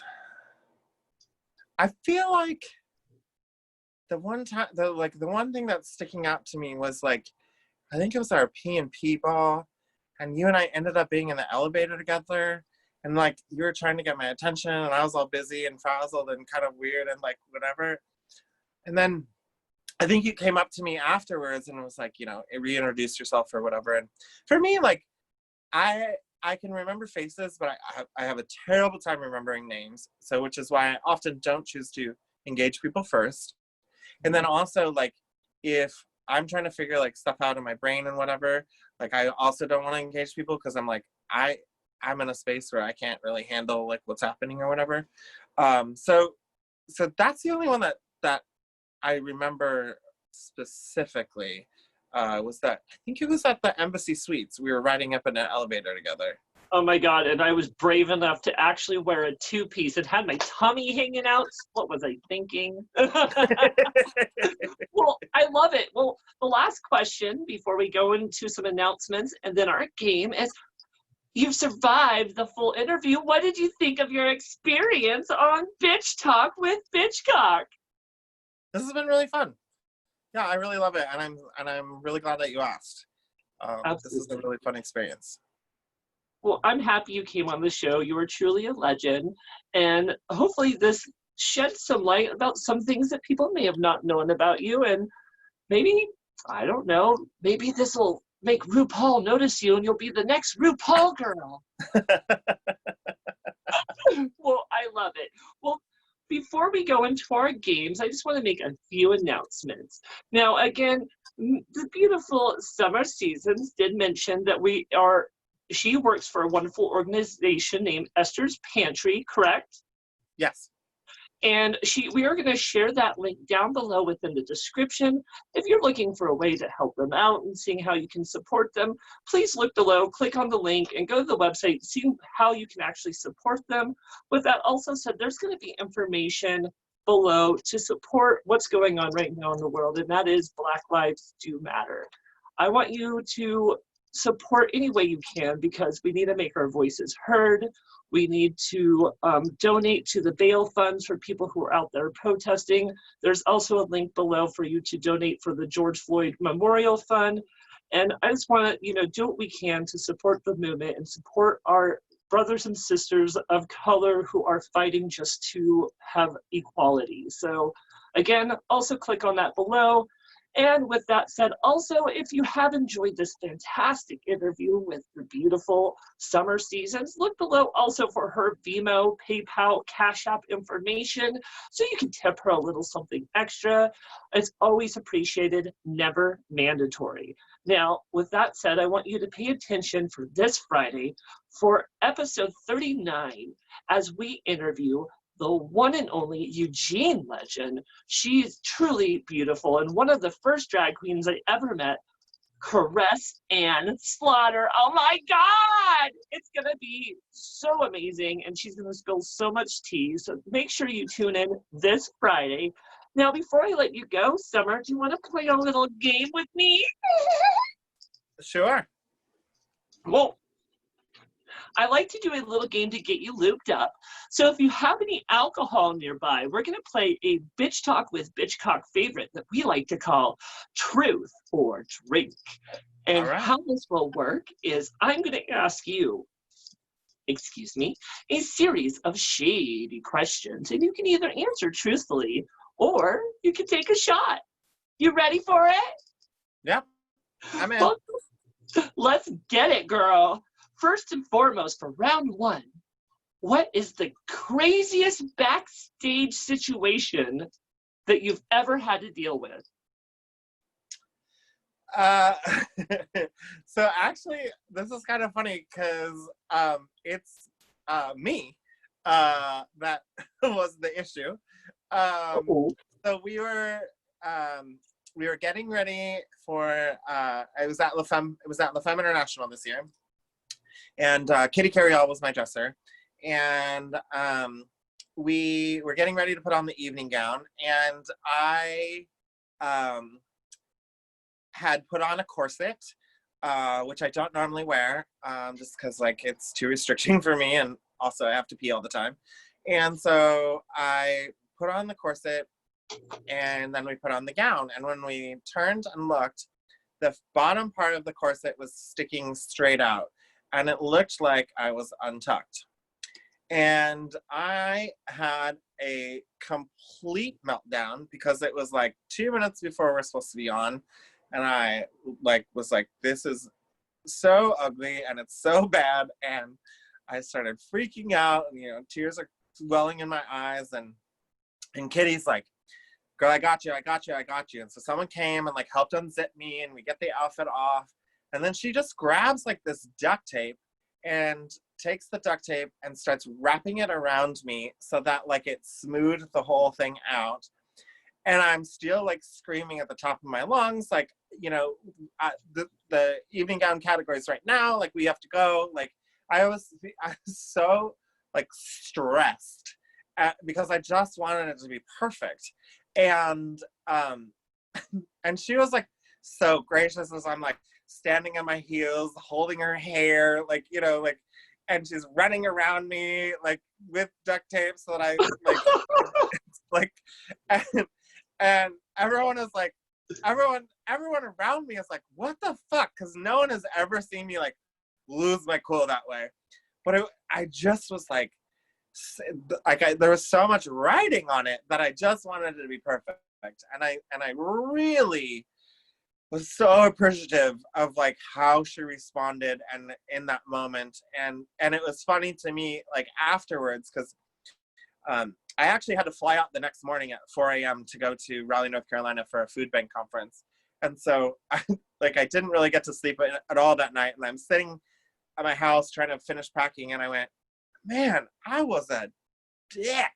Like, and I like texted her and I'm like, I'm so sorry. I can't believe that I did that. Like, and she was like, girl, I knew what was happening. It was okay. Like she's like, you're good. Don't worry about it. Oh and my goodness. And I was just so thankful because I was like, man, I was the monster that like I hate in every video, like how dare they? I was that girl for like 2 minutes. I was that girl. We all have those moments, especially under stress, but that's definitely a juicy backstage story. I love it. So let's go to round two. And what's a drag style you just have no desire doing? So I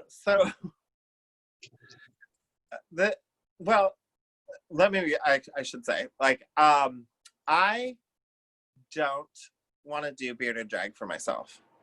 Okay. However, I have a lot of love and respect for it. I've tried a couple of times whenever I like was able to grow out my beard to do it. And I just like, I just didn't, it wasn't a look that I liked on myself. And I've had a couple people who have hired me to do makeup for like red dress and stuff, and they had beards, and it was super hard to like do the makeup around the beard and like glitter it and or make it shiny or make it one color or whatever. So like, after that, I had a really big, deep respect for like how people accomplish that, because it's super hard. And like, I've heard people say, mostly drag queens, that, you know, if you have a beard, it's because you're lazy and you don't, whatever. I actually would argue that doing bearded drag is harder than doing regular drag, because they have to spend a lot of time, like, you know, putting the effort into covering, you know, making it a part of the ensemble and look and whatever. And so I would actually argue it's harder to do bearded drag than it is for regular drag, because I think there's a lot more steps that go into the process. So I have a deeper appreciation for it, and I really love it. And, you know, like girls like Diana Fire and like they put a lot of thought and effort into it. And so I really love that style, but it's just not a style I can get used to on myself. And I have tried a couple of times, and I just end up shaving or washing it off, because it's not a look I can do. Okay. Well, then for round 3, have you ever hooked up with another queen, meaning having a kai?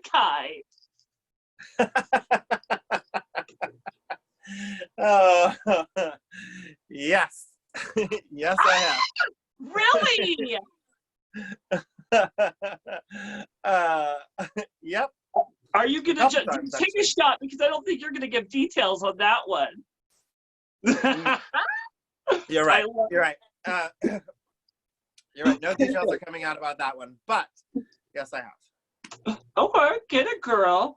Then tell us for number 4, a quick story, but make it brief, just because we're running out of time, about your worst performance flop.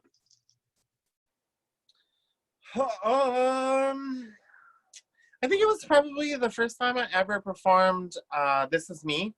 And I walked out with like a full beard that I had made from an old wig. And it was, I think, at Darcelle's, because Darcelle had asked me to perform it there. But nobody really understood what the reference was and or why I was wearing a beard on my face in drag. And so, like, it was just like crickets the whole time. Like, people were just like, what? Eventually, like, when the song was going, I kind of won them over based on like how I could perform it. But like, yeah, I mean, it definitely was like, oh, okay, well, no one likes this, you know? So yeah, it's probably that. Oh, next time, shave that beard, bitch. Okay, well, for your last question of truth or drink, and then we'll do one more game, is, have you ever refused a drag name that was offered to you? Yes, for sure. And a large part of the reason is because like I wanted to be very strategic about who I was aligning myself with, and what I was also like what brand I was representing myself with. You know, when I stepped down as Miss Gay Portland, it was when I stepped down as Miss Gay Portland. Oh no, excuse me, Princess. No, it's Portland. When I stepped down as Gay Portland, I said they were like 3 right in a row, so it's hard for me to remember which was which. I declared that I was just gonna always be and forever be known as Summer Lynne Seasons with an E, because the Lynne family name was in honor of my mother, whose middle name is also Lynn. And so I just said, you know what, this is like what I want to be. And then a bunch of people started trying to add names to me and whatever. And I just said, you know what, like, I appreciate it and I will be a member of your family, but like, that's not a part of the brand that I want to be. Like, I want to be my own individual. I want people to know me for me. And if people recognize the name, I want them to recognize the name because of another family member of mine, and not because, like, you know, I'm a family member of yours. So I get that, absolutely. But how about this? Summer Lynne Bitchcock. No. Thanks, Kelvin. Now. I'm joking. Well, I love it. You survived our first game, which was truth or drink, and you only took one drink, so that's good. Do you want to take another sip before we go into our next game? Because you're going to want to, because you're going to need that courage, because this next game is another Bitch Talk with Bitchcock favorite that we like to call Marry, Kai Kai, or Cancel. And how this is going to work is I'm going to name several names that you've given to me that you've worked with, played with, or just maybe fought with. And you're going to tell me if you would marry them, Kai Kai, or cancel their shows completely. Okay.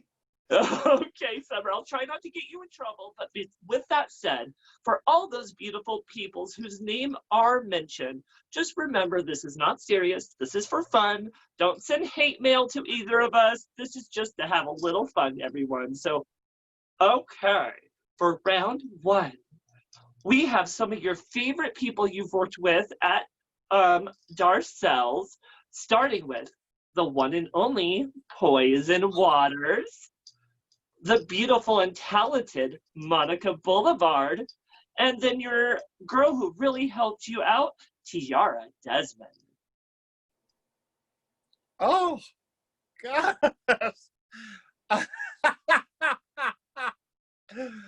Okay, so it's Mary, Kai Kai, cancel? Yep. Oh. Oh, wow.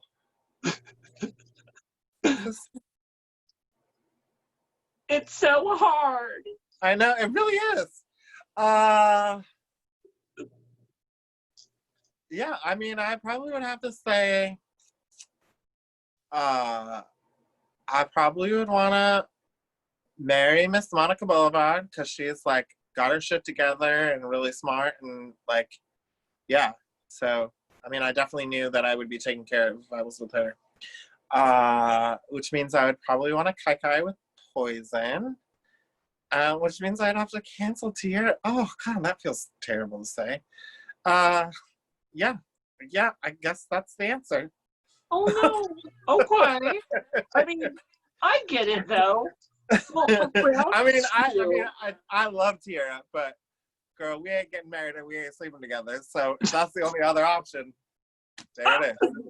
Well, no problem. Well, round two, let's get some of your favorite Portland Empresses, starting with the one and only Kimberly Michelle Westwood, the outrageous, I almost said Victoria, Vivica Valentine, and then your current Empress, Genuine Beauté. Oh. Let's see. I would probably marry Miss Vivica Valentine because she would be a good cook and I would eat real well. And she's like me and likes buffets, so like we could go to the buffets together. Which means I would probably Kai with Genuine. Yeah. And which means we gotta cancel Miss Kimberly Michelle Westwood, I guess. Well, someone needed to do it. I mean, people have been trying forever, right? So I like Kimberly though. I actually had a really great trip with her in Albuquerque. So yeah, I guess we gotta cancel Kimberly. Well, again, someone had to do it, but again, Kimberly's one of my favorite bitches in the world, and I was lucky enough to reign with her, but I think you made some great choices. So for round three, we are actually going to pick some of Eugene's Empresses that you may have rubbed elbows with, starting with the bitch that's done it like 5 times, Daphne Bertha Storm. Then our next special guest that's going to be on Bitch Talk with Bitchcock, Caress Ann Slaughter, and the bitch from the South, the one and only Diva Disaster. You're right. Diva and I reign together as empresses, so I guess I should pick my answers carefully. Right.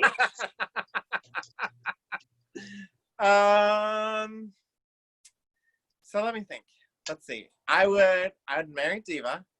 So I really do rather enjoy her. She's fun and she's good to travel with too.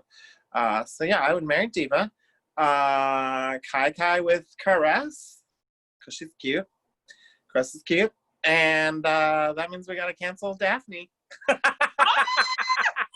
my God, you canceled the storm.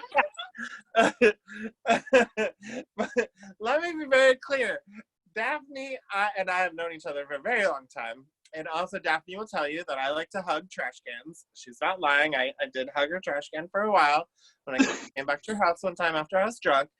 So, but the girls should have a break. I mean, not like a break, like not like, whatever, but like, she does so much for so many people. Like, let her have some rest. So, I mean, let's not cancel her shows. Like, she still wants to do the shows, but like, let her take a break. She gets a voluntary vacation. Right. Yes. Okay. For round 4, we have some more of your Darcelle friends, including Alexis Campbell Starr, the one and only Cassie Nova, and of course, Bolivia Carmichaels.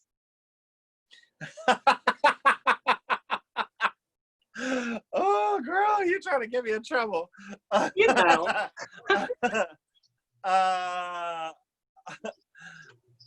Alexis, Cassie, and Bolivia. Okay. Let's see.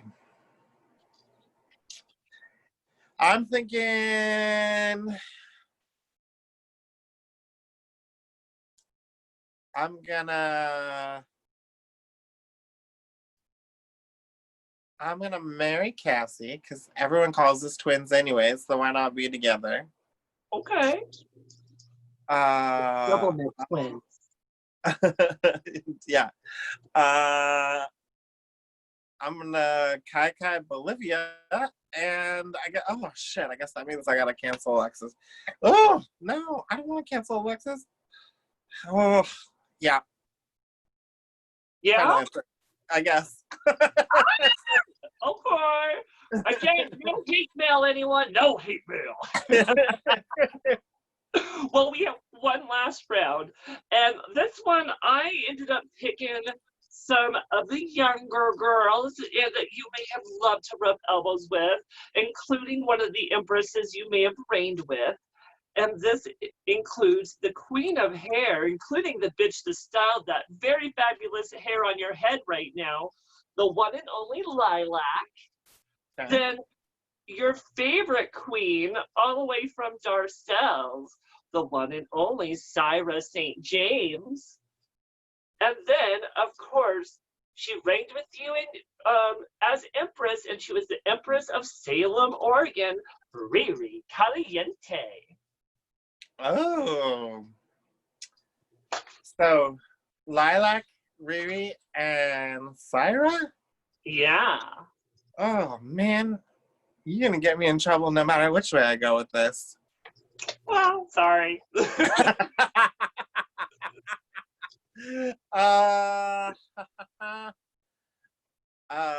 Let's see. I'd do marry Riri. She's fun. I like her. We have a good time together. And I guess I would kai with Lilac because she's cute. So I guess that means I'm canceling Miss Syra St. James. Oh my God. Well, I think that's great. Not that you canceled Syra, but that you answered honestly. And who wouldn't want to marry Lilac or a Kai with her? Because, girl, she is a hot human, and she's got talent. Yeah, very talented. Oh, sorry, I got all heated up for a minute.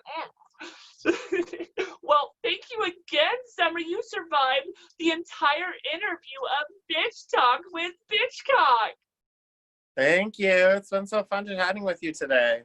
Oh my God, girl, it's been such an honor to have you on my show. Now, all of you beautiful boys and girls and all of those in between, I just want to encourage you, again, if you've enjoyed this fantastic episode of Bitch Talk with Bitchcock, please look down below within to the description where you can find both me and the one and only Summer Seasons PayPal, Venmo, Cash App information. So if you'd like to tip a little something, you can also do that. You'll also find that link for Esther's Pantry so you can see how you can support them, and also the links to support Black Lives Matter, such as the Bail Fund and the George Floyd Memorial Fund. So all of you beautiful people, I can't wait to see you this Friday for our next episode of Bitch Talk with Bitchcock as we do episode 39. Oh my God, can you believe it? And we are going to have the one and only Caress and Slaughter. I'm so excited, everyone. So make sure you tune in. Now, for now, I guess, Summer, it's time for us to say goodbye. Oh, no. Bye. Well, thank you so much. Absolutely beautiful. I thank you again for coming on my show. And all of you beautiful people, I hope you stay safe during this week and just keep fighting the good fight and hope you all stay safe and sound. I love you all and have a good one. Bye, y'all. Bye.